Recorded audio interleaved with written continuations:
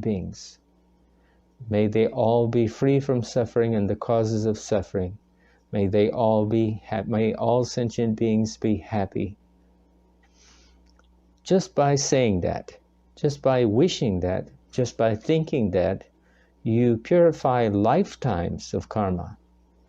But there's the opposite of that, of course, like anything.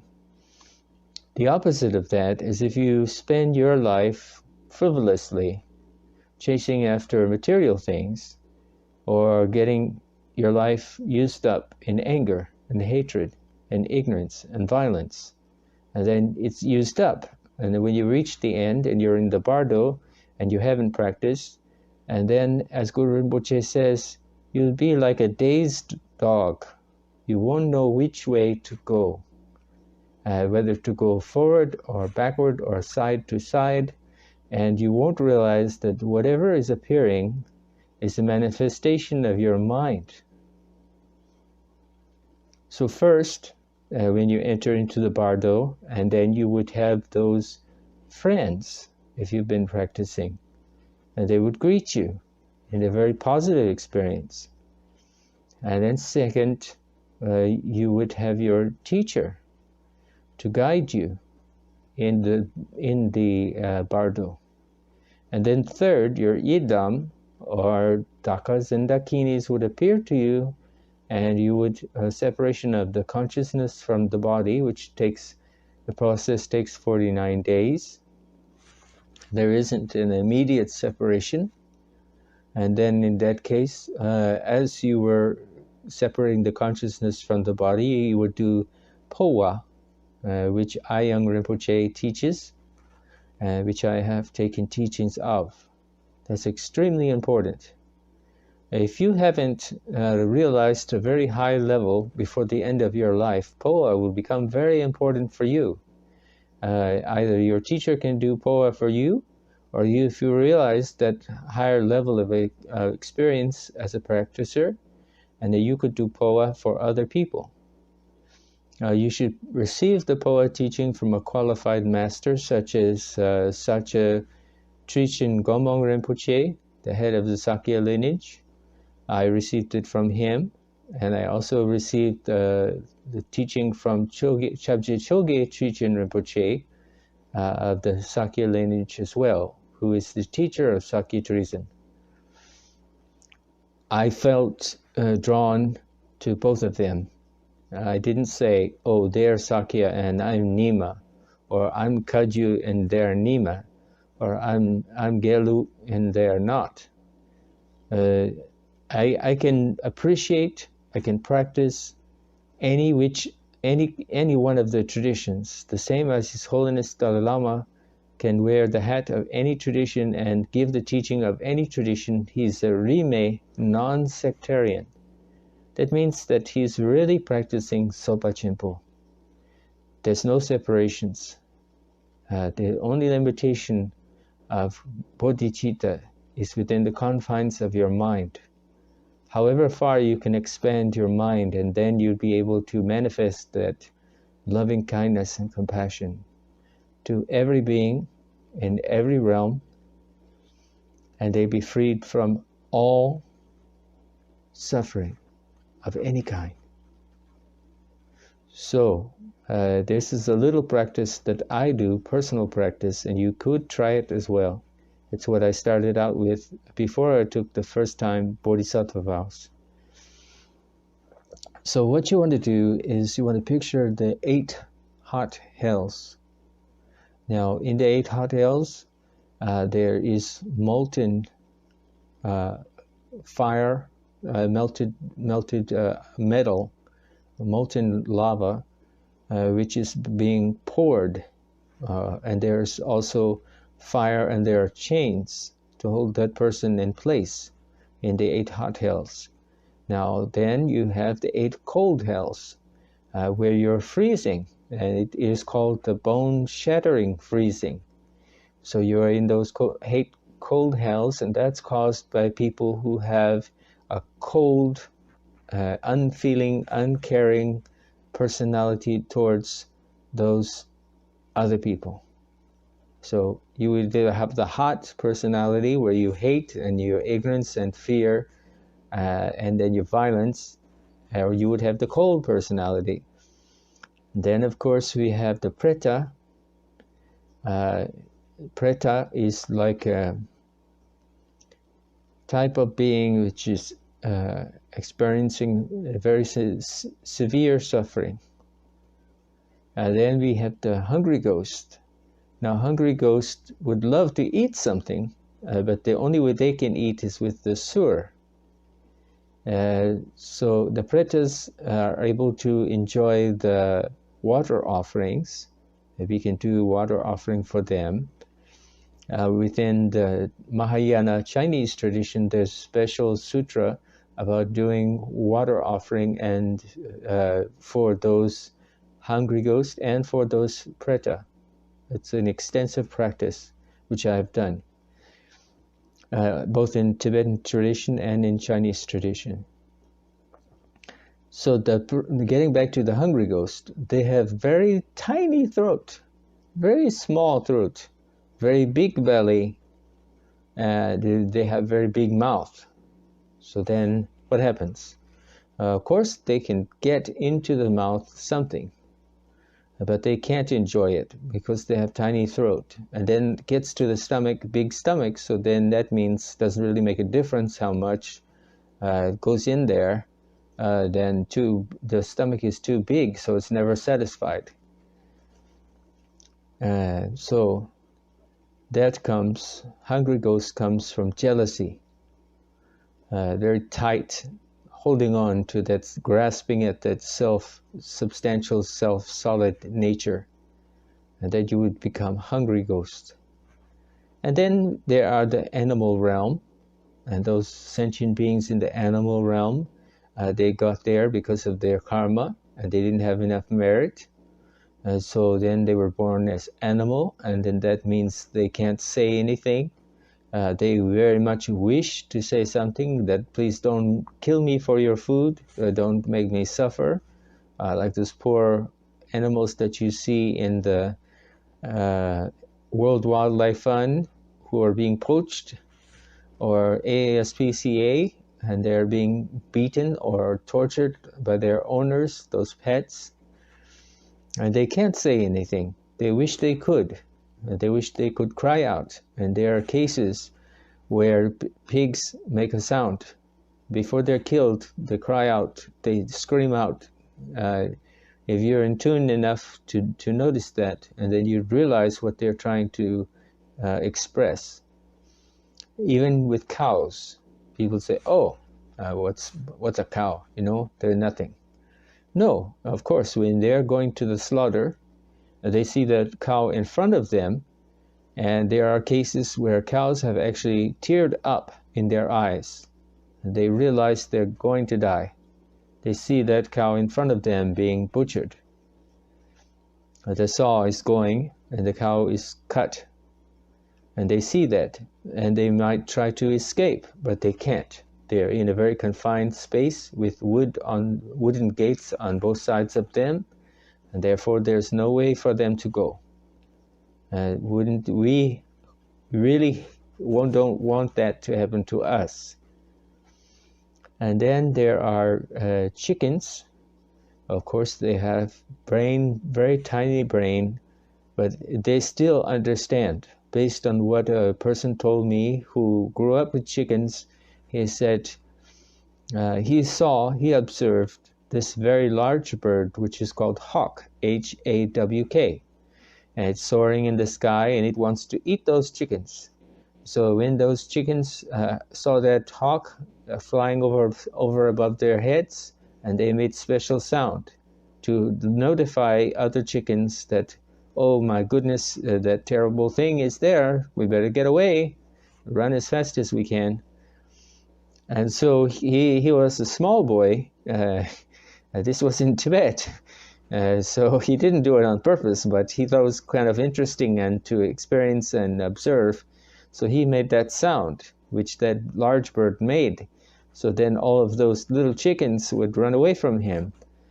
He wasn't doing it to be cruel, but he was a young fellow, And so therefore, after that, he learned, oh, don't do that, because you'll make them suffer. And they have that fear, and they know what's going to happen. And when they hear that sound, that large bird will come down and try to eat them, or peck on them, or make them suffer. And they don't want that.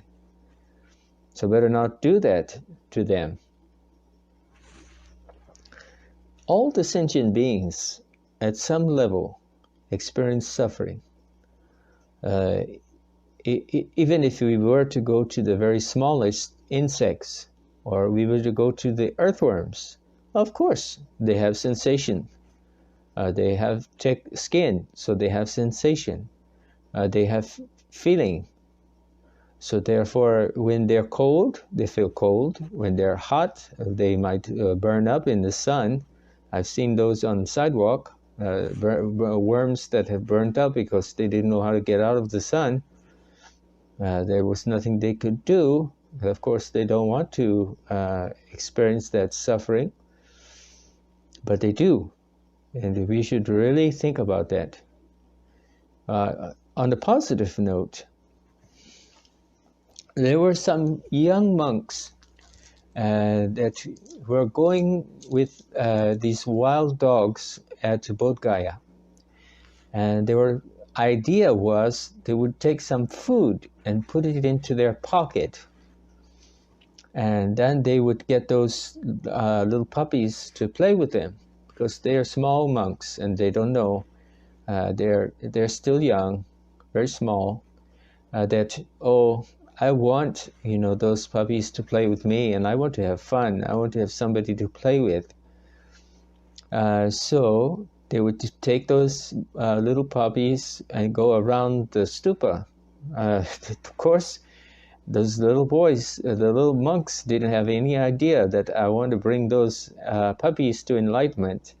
But the very fact that they made that connection, I went back and asked to their Kempo, I asked to their Lama, I asked to their Rinpoche, and what happened with these young monks? All of those young monks progressed faster than their classmates. There were only 5 or 6 of them, maybe even 7, I don't remember. But I remember their names, and I talked to them. So they became great students and later became great teachers. And that happened by accident. They weren't intending to do connection. I'm going to liberate all sentient beings. I'm going to do this, so therefore the puppies won't suffer. They just wanted somebody to play with because they're small monks, and so they have kids' idea. And yet they became great teachers. And because those little puppies went around the stupa, they got blessing. They circumambulate the holy place, so they got blessing. They don't know they're getting blessing, but they did it because they want to follow the food. That doesn't matter. They still got blessing. So imagine, if that happened by accident, what can we do on purpose? What positive actions can we make in our mind? What's our potential to do good? What can we do? What are the limitations? Limitations only occurs in our own mind. And if you look at the pictures that I have online, you'll see me in a wheelchair. When I was in the nursing home, I was in a wheelchair. But I didn't think about that. I went to each room of patients who were very, very sick, and I gave them spiritual counseling. Even there were times when I felt horrible. I was really not feeling well at all, but I tried to put the other people before myself, and that brought me great joy. So by putting others before oneself, you'll experience great, boundless joy, indescribable joy, by placing others before oneself. So I experienced that. I was in the nursing home I had several medical problems. That's why I was there. But then I saw those other patients who were much more severe condition than I was. Some were even close to passing away. I just had dinner. Passing away. But I went to them and I didn't try to say, I'm a Buddhist monk and you should do this or you should do that. I just listened to them and tried to be present with them, to help them and benefit them in any way, whatever religion they were, that I could. And so I tried to be supportive and positive and be with them during that transition time. I was with them. So you can only do what you can do. But if we focus on ourselves all the time, we might miss the opportunity to benefit all sentient beings. And because we have taken the Bodhisattva vows and we are on the Bodhisattva path, it means that we are committed to putting others' needs, other sentient beings, all sentient beings before ourselves. We even say, may all the mother sentient beings become enlightened before me. And then after, I will go to enlightenment, realize enlightenment. You don't go someplace. You realize the nature, the absolute nature, the Dhammakaya. Then you realize the seed potential, your Buddha nature, which is always present. We should never forget that. Cannot be taken away, just like your merit cannot be taken away or given to you. You accumulate that merit based on your actions, your intention, your motivation, and your actions, your sincere practice.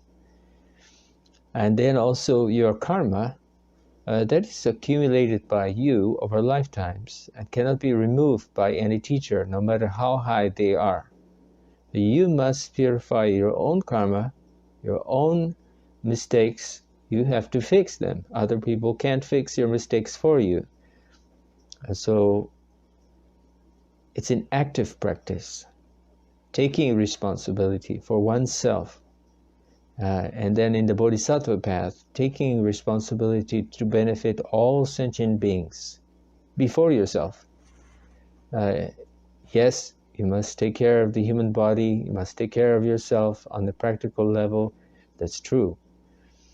But when you see other sentient beings, other people, other animals, other living beings that are suffering, we should try our best to put them first and ourselves second.